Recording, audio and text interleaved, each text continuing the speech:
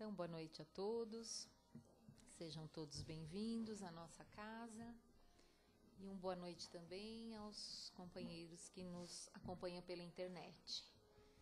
Então, é com prazer que a gente se reencontra aqui mais uma vez e passando os nossos recadinhos, né? Tem alguém vindo pela primeira vez? Não, né? Então, todos já conhecem um pouco aqui a dinâmica da casa, mas lembrando que temos as palestras todos os dias e os horários das palestras. Quem tiver alguma dúvida, é só olhar no nosso horário que está fixado lá fora. Quem quiser passar pelo plantão, é só chegar uns 20 minutos antes das palestras e procurar o plantonista. E já iniciamos às quartas-feiras, às 20 horas, o curso preparatório da doutrina espírita. Então, quem quiser começar em qualquer momento aí do semestre, pode começar esse curso preparatório. Também é só procurar o plantão. E continuamos atendendo as 90 famílias cadastradas para receber as cestas básicas. A gente continua contando com a ajuda de vocês, né, para montarmos as cestas. E agradecendo a ajuda que a gente sempre recebe, né? Se não fosse a ajuda de vocês, ficaria complicado aí montar essas 90 cestas. Então, muito obrigada. E lembrarmos também a importância de realizarmos o Evangelho no lar, tá? Se alguém tiver alguma dúvida de como realizar, também procurar o plantonista do dia, tá bom? E lembrá-los para desligar o celular, tá? E tem mais um recadinho, gente. A Casa do Caminho está rifando uma joia, né, que foi doada, e essa renda vai ser revertida nas nossas obras sociais. Então, quem quiser colaborar, só nos procurar e ajudando aí, comprando um númerozinho, tá bom, gente? Só procurar um dos nossos trabalhadores. O sorteio vai ser pela Loteria Federal no dia 17 de outubro. Então, nós vamos agora fazer o nosso preparo.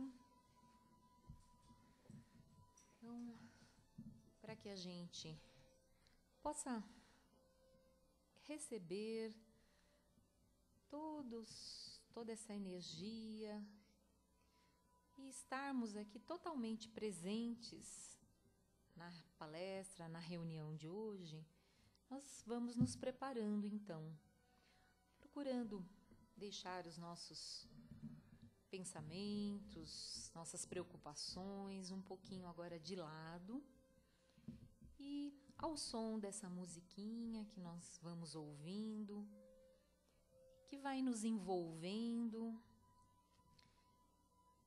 e a gente assim vai entrando nessa sintonia com os amigos espirituais tão amados, que vêm aqui nos receber com tanto carinho. E assim a gente vai pouco a pouco se sentindo mais tranquilo, com o coração mais calmo, a mente mais calma.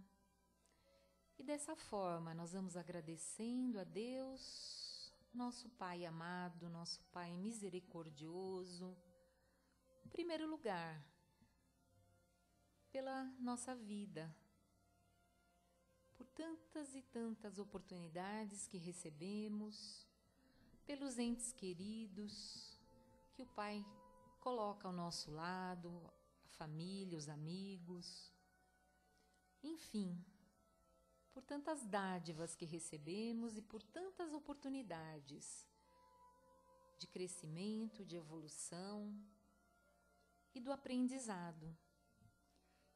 Então, nós estamos aqui essa noite nessa intenção de recebermos novas energias, de recebermos consolo para as nossas dores. Cada qual chega a casa motivado por alguma coisa, por algum sentimento. E que então nós possamos receber aquilo que nós buscamos na medida do nosso merecimento, na medida da nossa necessidade. Então, que o Pai possa nos ofertar aquilo que nós mais necessitamos. E assim, com o Mestre Jesus no coração, nós vamos nos colocando com a mente aberta, o coração aberto, para darmos mais uma vez o início à palestra de hoje. Então, com muito carinho, nós vamos receber nosso companheiro Amir. E o tema da palestra, erros pedem acertos. Erros pedem acertos. Então, muito interessante o tema, né? Então, que você seja muito feliz. Boa noite. Todo mundo quentinho aí?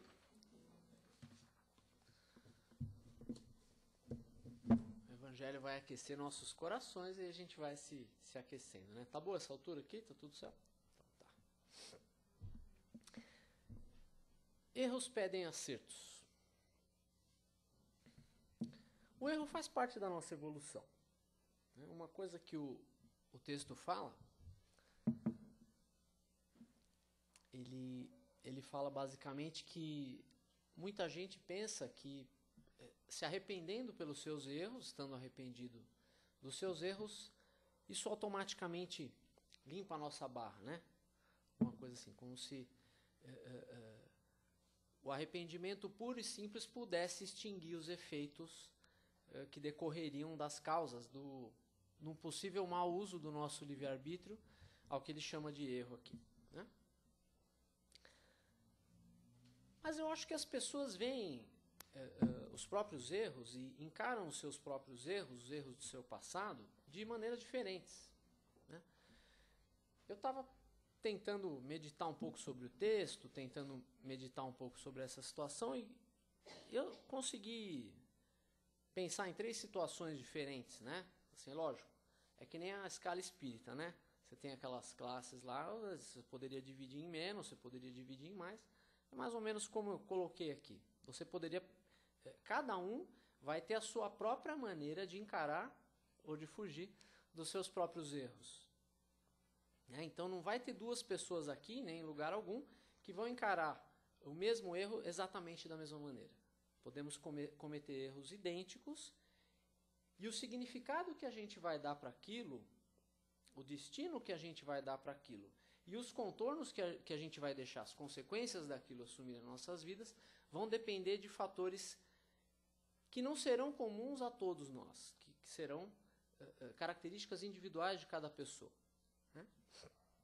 Então ele fala ali basicamente da pessoa, né, supondo, né, é um texto do Momento Espírita, supondo que os espíritas vão ler e que o espírita, arrependido dos seus erros, do erro que ele já identificou, ele muitas vezes cai na ilusão, no engano, de que esse arrependimento por si teria zerado o erro. Mas você tem pessoas ainda num estágio ainda anterior a isso, né? Você vai ter, por exemplo, o estágio que talvez não faça tanto tempo assim que nós estávamos nesse estágio, que é o estágio daquele nécio absoluto, né? Que é a pessoa que erra e que não percebe que errou, né? É a pessoa que erra, mas a lei de Deus está na nossa consciência, né? Então a lei de Deus que ainda está na consciência, que já está na consciência dela, ainda é tão pequena, ainda é tão incipiente, que não é suficiente para que a sua culpa, a sua consciência a acuse. Então esse é o nécio absoluto, que ele faz o mal para um monte de gente, não percebe e não se sente mal.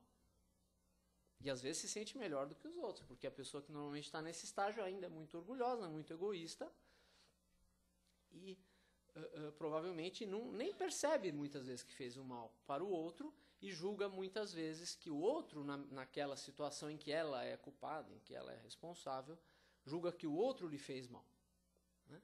Se tiver mais alguém aqui como eu, como a Sandra, trabalha no atendimento fraterno, você vai identificar isso muitas vezes, de pessoas que chegam reclamando sempre dos mesmos problemas de pessoas diferentes.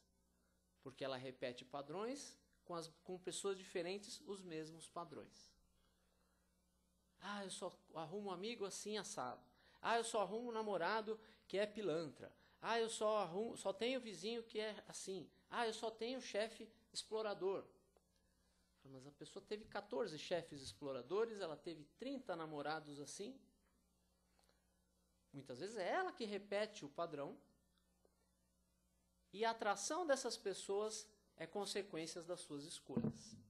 Não de grandes escolhas necessariamente, mas de pequenas escolhas do dia a dia. Do cultivo de hábitos.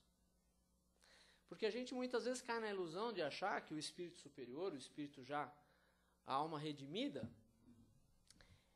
é aquela que ela foi dormir num determinado dia num estágio e no outro dia ela acordou um espírito puro.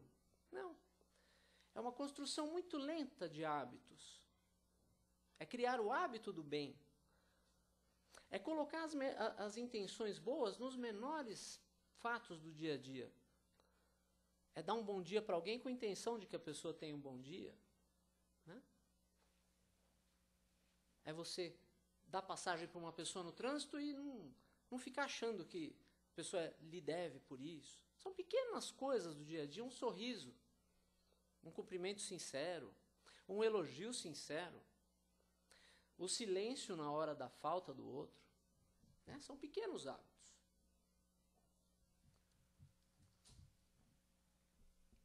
Então você tem as pessoas que estão nesse estágio.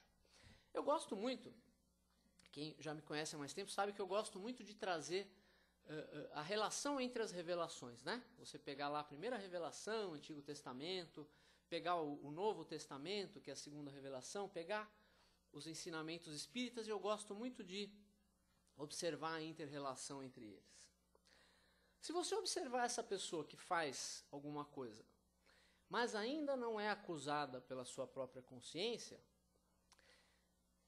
a gente pode colocar ela mais ou menos no estágio, naquele mito bíblico, né? Aquilo é uma parábola, viu, gente? Aquele mito ali do Gênesis, né? A gente pode entender aquilo como uma poesia, como uma parábola, né? A gente não precisa se sentir preso a isso. Esse Nécio que eu falei é uma pessoa semelhante ao Adão antes de comer do fruto do conhecimento do bem e do mal. Que é aquela pessoa que está naquela felicidade, né? Que está naquele bem-estar, mas é o bem-estar daquela criancinha que ainda não se desenvolveu.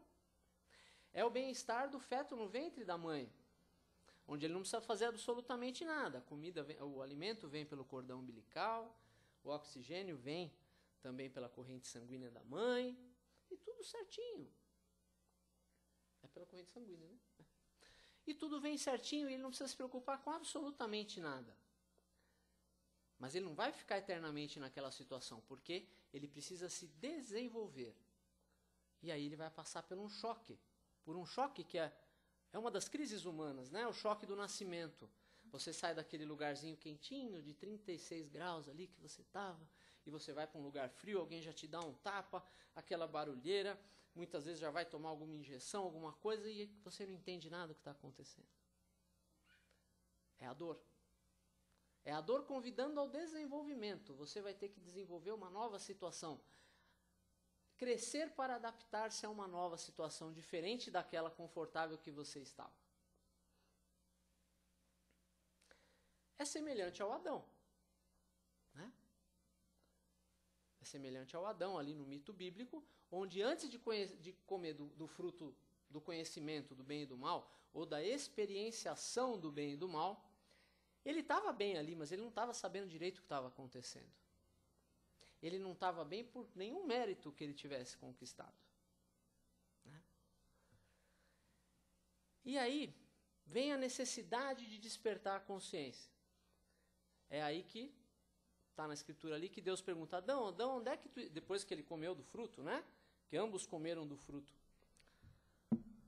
do conhecimento do bem e do mal, e ali vai despertando a consciência. Aí ele fala: Adão, Adão, onde é que tu estás? E aí a gente cai naquela ilusão fácil de achar que Deus está perguntando porque ele não sabe onde está o Adão. Não é porque ele não sabe onde você está, é para que você descubra. Deus te pergunta onde você está, por onde você está caminhando, Não porque ele não saiba, mas para que você olhe e reflita sobre isso. E aí ele fala assim, eu vi que eu estava nu e me escondi de você. Ele fala assim, mas acaso comeste então do fruto do bem e do mal? Do conhecimento do bem e do mal? E aí a gente começa a lidar já naquela parábola tão, para nós hoje, pueril, mas na época uma coisa muito linda, né? O sentimento religioso de um povo colocado ali. E ele fala assim, e mostra como a gente tem dificuldade de lidar com a responsabilidade. Ele fala assim, foi a mulher. Ele coloca a culpa na mulher, ele não assume a responsabilidade de ter feito a escolha de ter comido. Foi a mulher. E aí ele põe a culpa em Deus também. Foi a mulher que tu me deste por companheira. Então a responsabilidade nunca é nossa, né? Sempre a gente precisa de alguém para colocar. O mal a gente sempre coloca, né, de uma maneira muito infantil, muito pueril, às vezes, fora da gente. E assim foram criados esses mitos da serpente, do demônio e esse tipo de coisa, né? Colocando sempre o mal, personificando o mal fora da gente. Quando ele experiencia, então, né, vendo a diferença entre o bem e o mal, a sua consciência desperta e, portanto, ele se torna responsável. Experienciando o mal, já com a responsabilidade de uma situação diferente de antes, ele se coloca distante de Deus. Porque Deus e a experienciação do mal são incompatíveis. Então você se afasta vibratoriamente de Deus quando você escolhe, com responsabilidade, experienciar o mal. Você se afasta voluntariamente de Deus. Da mesma maneira lá que o filho pródigo, né? Dá a minha parte da herança que eu vou cair no mundo. É mais ou menos a mesma coisa. Ele faz uma escolha consciente de experienciar o mal. Que até poderia fazer essa mesma escolha antes, mas ali ela já tinha se tornado consciente, porque ele já sabia a diferença.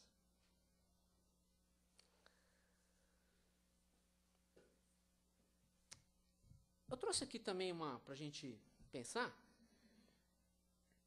Quando ele desperta a consciência, esse erro faz ele sentir culpa, né? Se sentir nu, meio que tem a ver com isso, com você sentir culpa e querer se retirar da presença de Deus, porque você não se acha digno da presença de Deus.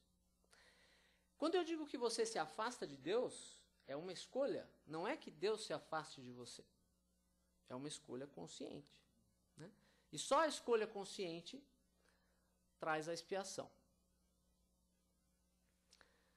E olha o que fala a questão 132 do Livro dos Espíritos. O Kardec pergunta lá. Qual o objetivo da encarnação dos espíritos? Deus lhes impõe a resposta. Deus lhes impõe a encarnação com o fim de fazê-los chegar à perfeição. Para uns é expiação, para outros missão. Mas para alcançarem essa perfeição, têm que sofrer todas as vicissitudes da existência corporal. Nisso é que está a expiação. Então esse estágio primeiro, assim, que a gente pode pensar em alguém que faz o mal e ainda está inconsciente disso, que é o Adão antes de comer do fruto do conhecimento, ele ainda não tem essa responsabilidade. Quando você desperta a consciência, que é exatamente o que acontece com Adão quando ele recebe a revelação do que é o bem e o mal, que é uma coisa que já aconteceu com a gente há muito tempo, ele sente culpa. Né? Quando você sabe a diferença do bem e do mal e, portanto, sabe a maneira correta de agir, mas por qualquer razão não consegue ou não quer agir daquela maneira, você sente culpa. Que é o que outras religiões chamariam de pecado, que vem do latim. Peccatum, que significa tropeço, né? Tropeçar, obstáculo, alguma coisa nesse sentido. Né? E aí a gente entende mais fácil quando Jesus fala assim, olha, é necessário que o tropeço, que o escândalo venha, mas não sejas tu a pedra de tropeço, não sejas tu a causa de escândalo. Ai daquele que for a causa do escândalo, ou a pedra de tropeço. Né? Aí fica fácil entender. Não seja a causa da culpa do outro, não seja a causa do pecado do outro. Né? Mas aí a gente já está examinando esse segundo tipo de consciência, que é a consciência já desperta. A consciência já desperta, normalmente, e é o que a gente vem fazendo por vários séculos, ela cai no outro extremo da culpa. Ela passa da irresponsabilidade total ao outro extremo da culpa. E muitas religiões, né, principalmente a religião dominante por muitos séculos, que tem o mérito de ter trazido todo esse ensinamento de Jesus até a gente, né?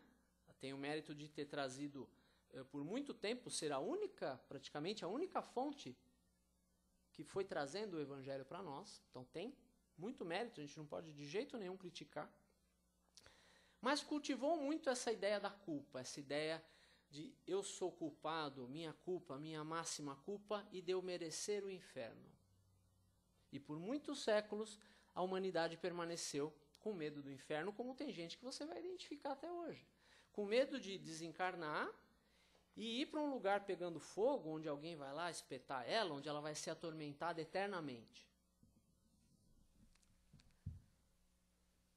Esse é o outro extremo.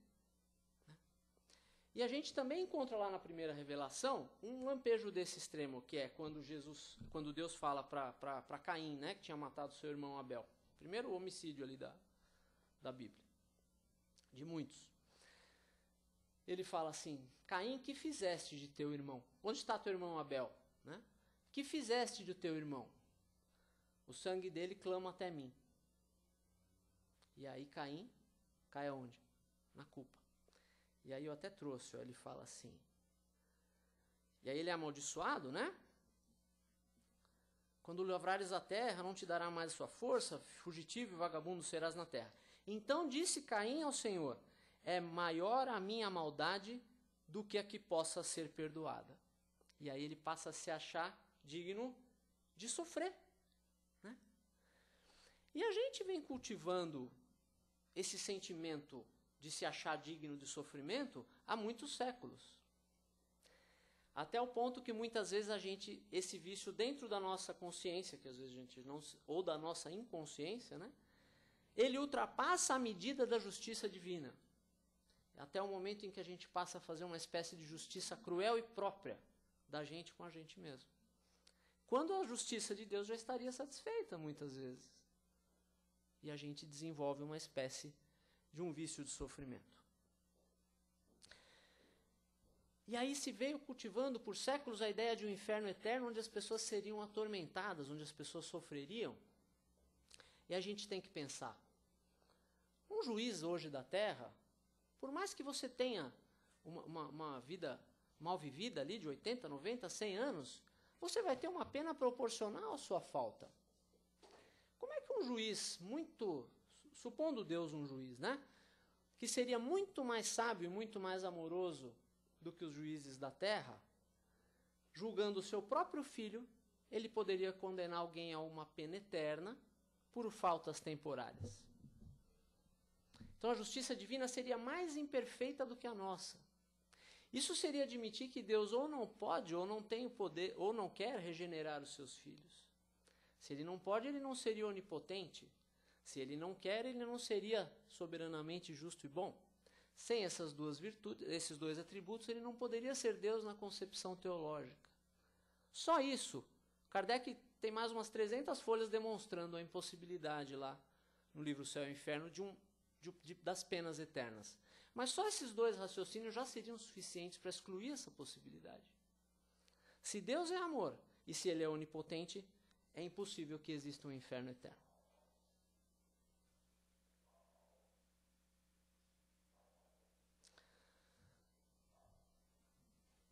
O inferno eterno é uma criação de mentes que se desenvolveram muito na capacidade de pensar, mas cujos corações talvez não tenham acompanhado o desenvolvimento do raciocínio.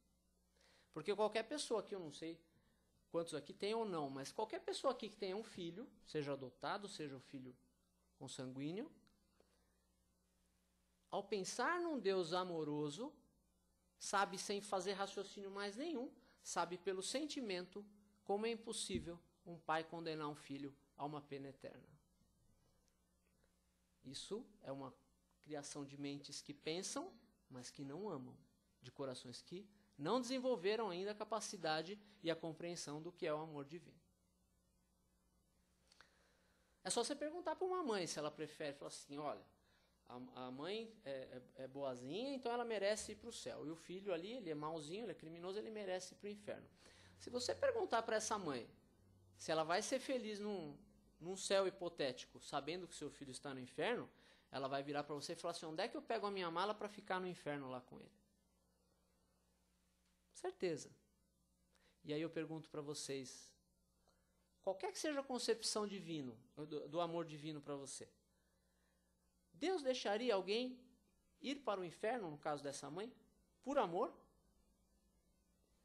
Não é meio conversa de doido, essa história da gente pensar que nessas criações antigas a gente já pode se libertar disso, né? Então você tem aquela pessoa na primeira condição, que é aquele inércio absoluto, que faz as coisas e vive no automático, né? Naquela consciência de sono das sensações ainda. Não desenvolveu nada de sentimento. Ele sente, mas é sensação, não é sentimento. E essa pessoa faz as coisas e não percebe, não para pensar no que fez. Ou no que vai fazer. E você tem a pessoa que caminha para o outro extremo, que é a pessoa que pegou já, se apossou da revelação, né, da ciência do bem e do mal, do evangelho, do espiritismo, como vocês quiserem, a revelação que vocês quiserem. E ela pode acabar caminhando para o outro extremo, de se culpar de maneira obsessiva. De ficar presa, ficar embotada na culpa, até o ponto que aquilo a impede de continuar caminhando. E qualquer que seja o erro que a gente tenha cometido, sempre é necessário colocar uma pedra e seguir em frente. Fazendo diferente. Tendo a firme convicção de que você vai fazer diferente amanhã, de que você não vai cometer o mesmo erro. Mas seguir em frente.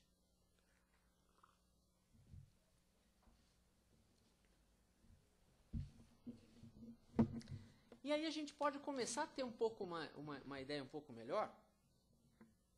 O livro Céu e Inferno, para mim, é o melhor tratado que alguém já fez, pelo menos dos que eu conheço, sobre a justiça e a misericórdia de Deus. Mas, na literatura subsidiária, nas obras espíritas, você vai achar muitos outros complementos que vão fazer a gente compreender até melhor o que está no livro Céu e Inferno. Eu trouxe aqui um trecho do livro Ação e Reação, que é um livro do espírito André Luiz, psicografado pelo Chico Xavier. Onde o nosso amigo André Luiz estava lá recebendo os ensinamentos dos espíritos mais elevados do que ele, se eu não me engano, aqui era o Druso que estava falando. E aí, olha o ensinamento que André Luiz estava recebendo, que serve para todos nós. Desse modo, os gênios infernais que supõem governar essa região, ele estava falando de uma região ali inferior, né? Que é o que a gente poderia chamar de umbral, dependendo do grau ali, né? De trevas, de um inferno que não seja eterno, porque eterno nunca vai ser. Todos nós chegaremos a ser arcanjos, então nunca vai. O inferno pode até ser eterno, mas ninguém fica lá eternamente. Então, eu costumo dizer que o inferno, se a gente quiser pensar como ele realmente pensa num lugar bem ruim, só que fechado por dentro.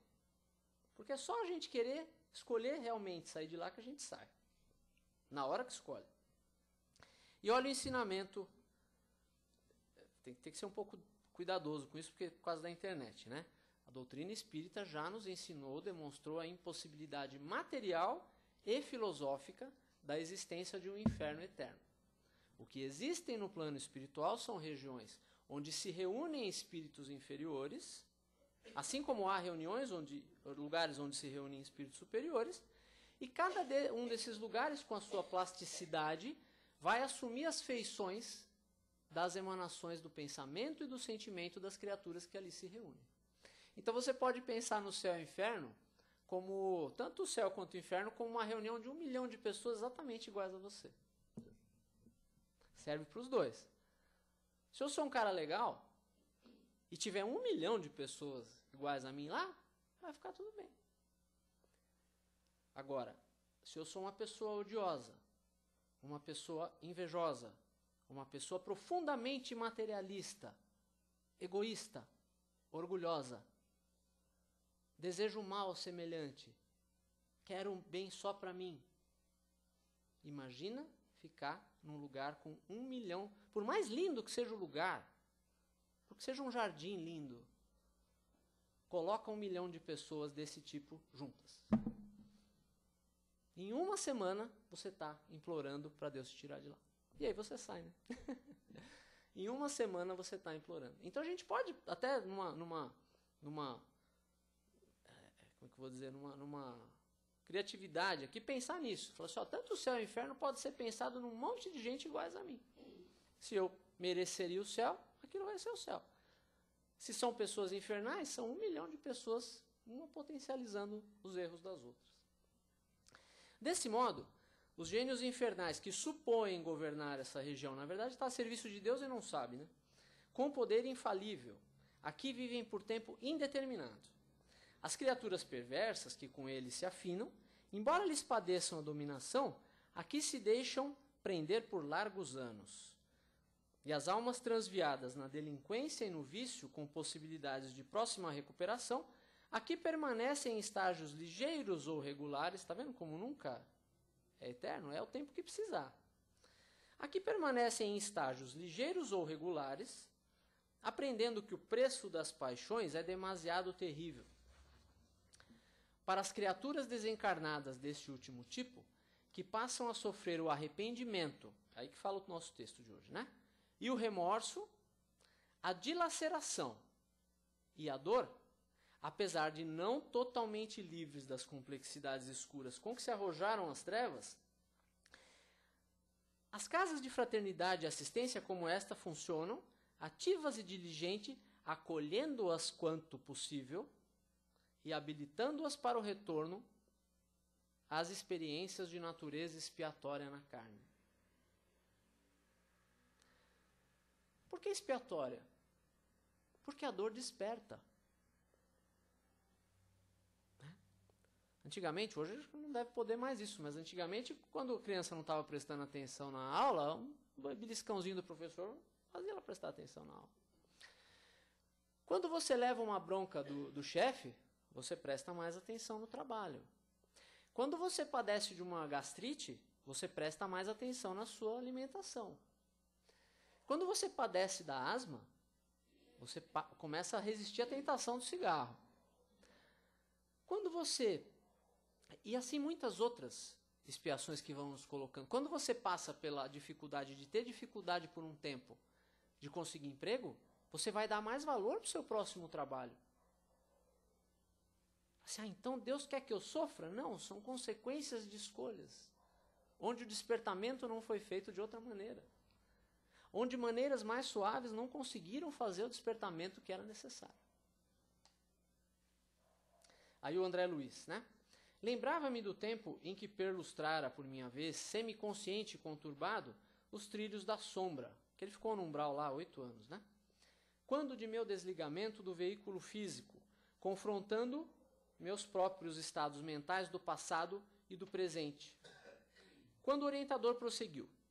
Segundo é fácil reconhecer, se a treva é a moldura que imprime destaque à luz, o inferno como região de sofrimento e desarmonia é perfeitamente cabível, representando um estabelecimento justo de filtragem do espírito a caminho da vida superior. Ele só vai ficar lá o tempo necessário. Se for um dia, é um dia. Se for um minuto, é um minuto. Se for escolha dele, pode ser séculos. Todos os lugares infernais surgem, vivem e desaparecem com a aprovação do Senhor, que tolera semelhantes criações das almas humanas. Não foi Deus que criou essas regiões da maneira como elas são. Elas foram sendo moldadas à imagem e semelhança dos pensamentos e dos sentimentos de quem está ali reunido. Do Senhor tolera semelhantes criações das almas humanas, como um pai que suporta as chagas adquiridas pelos seus filhos e que se vale delas para ajudá-los a valorizar a saúde. As inteligências consagradas à rebeldia e à criminalidade, em razão disso, aqueles que pensavam governar o lugar, né? Não obstante admitirem que trabalham para si, permanecem a serviço do Senhor, que corrige o mal com o próprio mal. Por esse motivo, tudo na vida é movimentação para a vitória do bem supremo. Então o inferno não é um lugar, É um estado de consciência que produz um tipo de lugar. Pensaram nisso? Como o céu também não é um lugar. Jesus fala, o reino de Deus não vem com aparências exteriores. O reino de Deus está dentro de vós. Veja, se não vem com aparências exteriores, não é um lugar. Se ele está dentro de você, ele não é uma coisa que você tem que ir atrás. É uma coisa que tem que vir a você. Você vai trazer o reino de Deus dentro de você. Você é uma construção. Reza o Pai Nosso lá para você ver. Não é, ai Senhor, me permita ir para o teu reino. Não, venha a nós o vosso reino. E depois na obra lá de Humberto de Campos, você vai ver Jesus falando que o reino de Deus é a obra divina no coração dos homens. Obra divina. Não são nuvens, não são harpas, não são lugares. Nem o inferno e nem o céu são lugares. São sentimentos que produzem um determinado tipo de lugar. Se você pegar 1 milhão de almas redimidas e juntar todas elas num lugar, que é o que acontece, por exemplo, nos mundos felizes, nos mundos celestes, o lugar é lindo, porque ninguém estraga o que está ali. As emanações dos espíritos que ali podem estar são emanações de amor, de paz, de tranquilidade, de felicidade, de não querer o bem só para ele.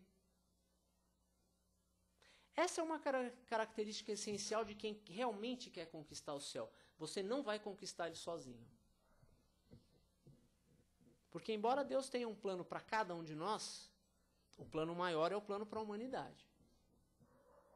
Quando ele mandou o Cristo, ele não mandou para me salvar, para te salvar, para salvar a tua família, os teus amigos e os teus vizinhos. Ele mandou para salvar uma humanidade inteira.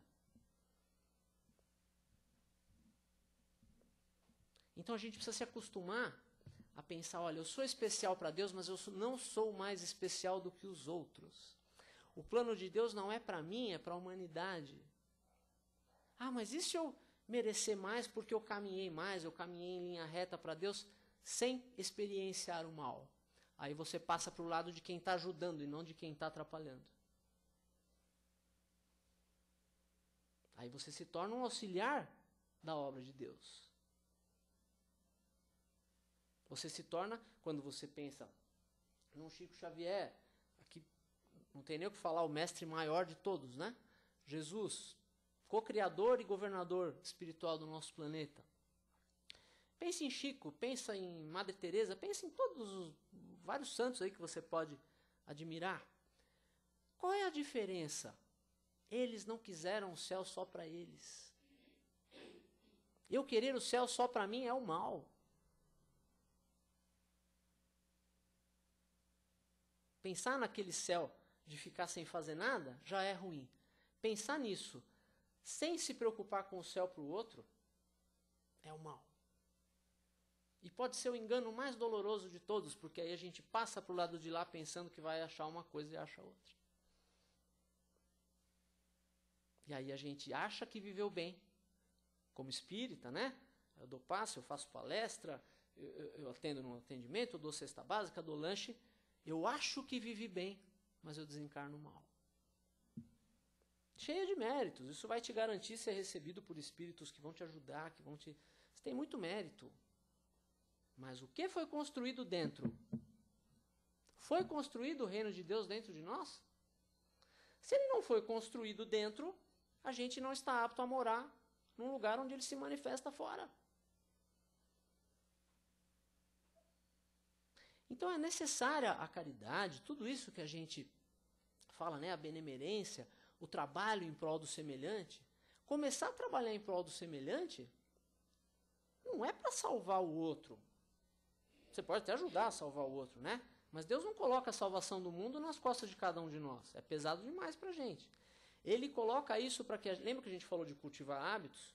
Para que a gente comece a cultivar o hábito de não se preocupar só com a gente.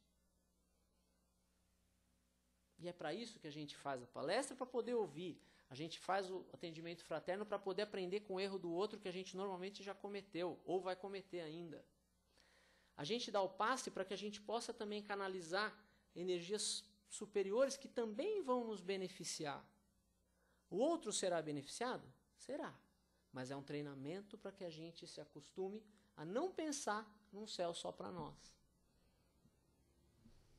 Esse homem, por exemplo, Chico, ele nunca pensou num céu só para ele. Toda a vida dele, ele estava preocupado com o outro. Ah, mas eu já ouvi em palestra falar que só se preocupar com o outro também não é bom. Lógico que não é bom. Porque Jesus fala, ama o próximo, ama a Deus sobre todas as coisas, e ama o próximo como a ti mesmo. Só que uma criatura como essa já desenvolveu o amor que ele precisa por ele há muito tempo. Ele já está com isso resolvido. Ele está trabalhando essa parte do amor ao próximo. Por que é necessário que a gente desenvolva também o amor pela gente mesmo? Para você poder... Se você for olhar essas regiões aqui que a gente falou tanto, a maior parte das pessoas que você vai achar lá são pessoas que têm dificuldade de perdoar. Mas não é porque ela tenha dificuldade de perdoar o outro. Na verdade, ela tem problemas com a própria culpa. Ela tem dificuldade de perdoar a si própria. Porquanto ainda prisioneira do orgulho. Porque quando ela pensa nos seus erros, ela não pensa assim, ah, eu errei, peço a Deus que me perdoe, entendido isso como o perdão divino no sentido de você poder reparar pelo amor e pela caridade e não pela dor, porque a reparação sempre vai ser necessária. Mas você não precisa reparar pelo retorno do mal. Você pode reparar pelo amor, pelo serviço ao próximo. Né? O que a gente tirou, a gente dá de volta. Doar sempre mais, né? Perdonare. A palavra perdão tem a ver com isso. Doar através de, doar além. Se alguém te pedir a roupa, dá a túnica também. Se alguém te pedir para caminhar 1000 passos, caminha 2000. Às vezes precisa 2, 3, 4 mil para a gente se conhecer direito. Sempre um pouco mais. E o mais importante, seja grato. Porque eu estava lendo no livro Consolador, onde o Emmanuel fala assim, quando ele fala sobre o perdão divino, ele fala que a bênção da reencarnação, para que a gente possa refazer os caminhos que a gente se equivocou, a gente já pode considerar como o perdão divino. E por que aquela pessoa que está naquelas regiões tem dificuldade de perdoar? Porque ela olha para o próprio erro, ela não pensa assim, olha, eu errei e vou fazer diferente. Ela pensa assim, como eu pude cometer um erro desse? E aí transparece o orgulho. Porque ela está pensando, como eu sou tão perfeito, posso cometer um errinho tão banal? E aí fica difícil se perdoar. Porque ela não admitia essa possibilidade, se achava perfeita. Quando a gente começa a ser um pouco benevolente consigo mesmo, não é irresponsabilidade, é no sentido de não ficar cultivando a culpa, e sim poder seguir em frente, Deus vai conseguir ajudar a gente mais rapidamente. Porque Ele espera o seu tempo para ser ajudado. Deus não arranca a gente do umbral. Ele espera que a gente saia. Ah, mas eu não sei sair. Sabe? Quando que o André Luiz saiu do umbral? Quando ele falou assim, quando as energias... Lembra da dor, né? Quando as energias me faltaram de todo e me senti colado ao lodo da terra, lembrei, depois de 8 anos, que deveria existir um supremo autor da vida. E roguei a ele que me estendesse suas mãos paternais. E aí ele foi socorrido. O socorro estava lá há 8 anos esperando por ele. Mas só então ele faz a escolha. Ele não estava sendo punido. Aquilo eram consequências de escolhas. Deus respeita o nosso livre-arbítrio e o nosso tempo. Acima de tudo, seja grato pelas oportunidades que Ele te dá no dia a dia. A energia da gratidão dentro de nós, ela facilita que a gente deixe um pouco a culpa de lado, se levante, se eleve e siga em frente. Qualquer que seja o erro, qualquer que seja o nosso erro do passado, ele tem solução. Ele será reparado. E se a gente se colocar na posição de um filho grato, que se coloca na humilde posição de servidor, a gente vai ter a oportunidade de conseguir o perdão de Deus, assim entendida a oportunidade de repará-lo pelo amor e não pelo retorno do sofrimento. Pedro aprendeu isso quando Jesus perguntou para ele se ele amava. Não perguntou sobre os erros, se ele tinha negado, não. Perguntou, tu me amas, cuida das minhas ovelhas. E muito mais tarde ele escreve lá que o amor cobre a multidão de pecados. O amor cobre uma multidão de erros. Qualquer que seja o seu erro, talvez todos nós estejamos pensando em um ou em mais erros que cometemos nesse instante. Qualquer que seja, se existir esse erro agora no seu pensamento, você é muito mais importante para Deus do que esses erros. Mas muito mais. Muito mais importante. Você, assim como todos os outros, são filhos queridos do Pai, que Ele ama coletiva e individualmente. Que Ele te abençoe, te acompanhe e ilumine cada uma das suas escolhas. Obrigado.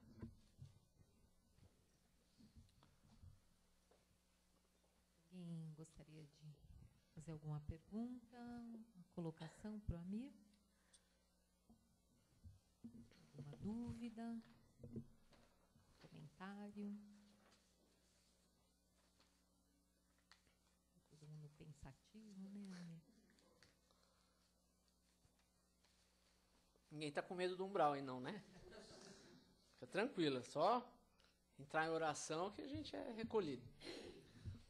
Para poder começar a reparação, né? Quando uma pessoa perde a vida... Peraí, fala no microfone por causa da internet.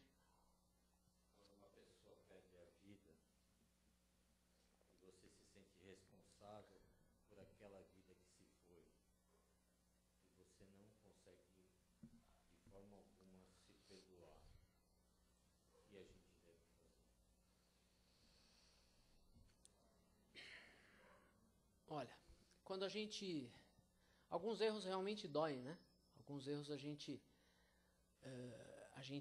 coloca dentro da gente com aquela culpa que fustiga, que fere, que sangra todo dia, né? Todo dia a gente pensa naquilo e aquilo sangra. Só que muitas vezes a gente está examinando isso de uma maneira diferente da maneira que Deus examina. As opiniões de Deus podem não ser exatamente as mesmas que a gente pensa. Eu, por exemplo, vou dar eu não sei qual é o teu exemplo, né?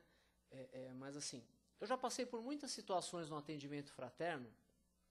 É muito comum isso, você ser procurado por pessoas que chegam falando de depressão, de vícios, de uma série de coisas, e que após 15, 20 minutos de conversa, elas acabam confessando que estão pensando em acabar com a própria vida. E isso é o pior que uma pessoa pode fazer por si mesma, né? Porque pode levar séculos, até milênios, às vezes, para consertar uma catástrofe dessa, né?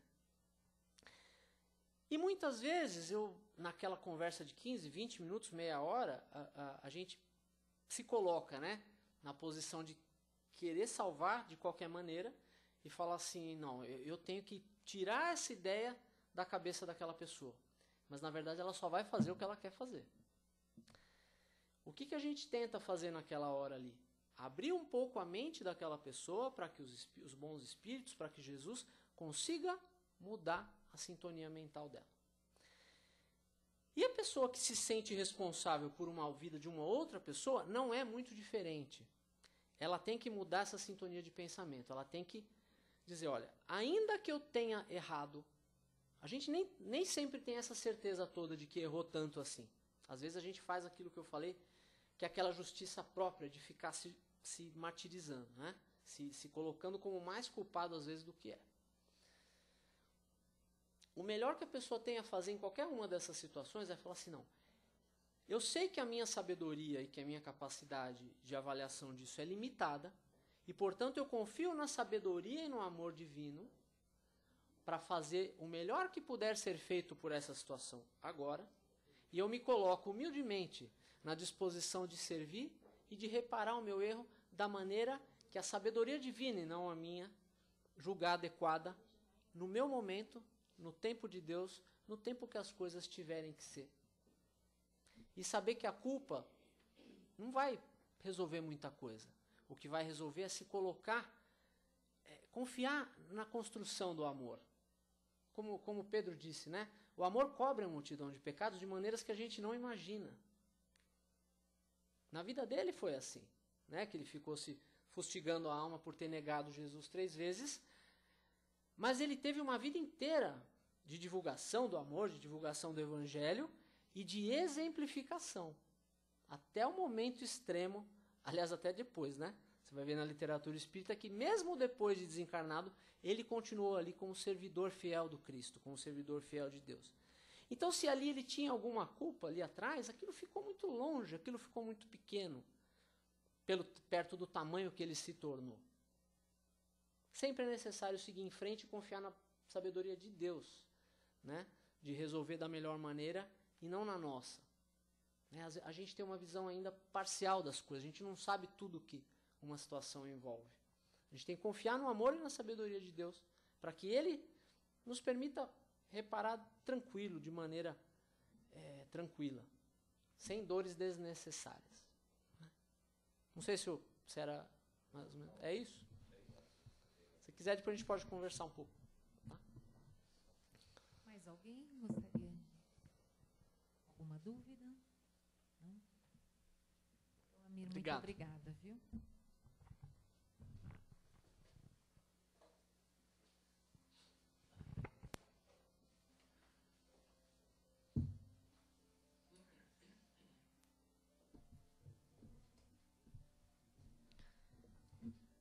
Então vamos agora para o momento das vibrações, onde nós vamos colocar, através das vibrações, todo o nosso amor, o melhor dos nossos sentimentos, pedindo para que os amigos espirituais direcionem essas vibrações àqueles que estejam necessitados. Então vamos, em primeiro lugar, vibrando pelo nosso planeta, por todos os habitantes desse nosso planeta, que possam receber em seu coração a semente divina do amor, que ela possa se expressar através da fraternidade, do envolvimento de cada um, do comprometimento de cada um com o próximo, e que esse amor envolva cada um no sentimento de irmãos. Vamos envolvendo esse nosso planeta, vibrando pela paz.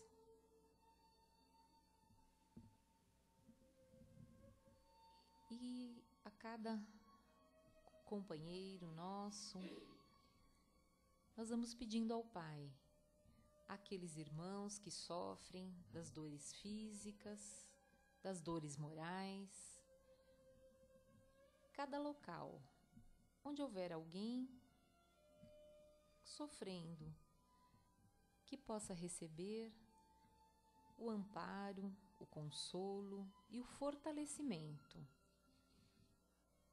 para ultrapassar esse momento de dificuldade, não com revolta, mas como oportunidade de crescimento. Vamos envolver e vibrar pelos companheiros que se encontram nas ruas, sem um lar, sem um abrigo, sem a casa e sem o alimento. Que esses irmãos possam ser fortalecidos e recebam também das mãos humanas a ajuda, o amparo, de todas as formas que forem possíveis. Vibremos pelos hospitais, pelos asilos, pelas casas que abrigam crianças, que todos esses irmãozinhos sintam em seu coração fé, esperança e coragem, sempre na certeza do amor, do amparo do nosso Pai. E vibremos nesse momento de uma maneira especial aos dependentes químicos e aos seus familiares. Que esses irmãos possam ter a consciência e a vontade de ultrapassar essa prova difícil, essa dificuldade, esse desafio, através da sua vontade, a superação. Vibremos nesse momento pelo companheiro, pela pessoa que nós sabemos esteja necessitando do amparo, do fortalecimento para ultrapassar um desafio, uma dificuldade. Vamos envolvendo esse irmão em muita luz, em novas energias, para que ele possa superá-lo. E assim, então, nós vamos encerrando a reunião de hoje, mais uma vez agradecendo ao Pai pela oportunidade do aprendizado e por tantas bênçãos e luzes que nós estamos recebendo nesse instante. Que todo esse amor nos fortaleça e que saiamos daqui com a vontade fortalecida no bem, no amor maior, e que possamos partilhar um pouquinho, pelo menos, de tudo isso que recebemos hoje aqui, no nosso lar, na nossa família, no nosso trabalho, na sociedade em que convivemos. Então, que possamos voltar em paz e segurança aos nossos lares e estarmos aqui mais uma vez na próxima semana. Que assim seja, graças a Deus. Então, nós vamos aguardando nos nossos lugares até o início do tratamento de passes.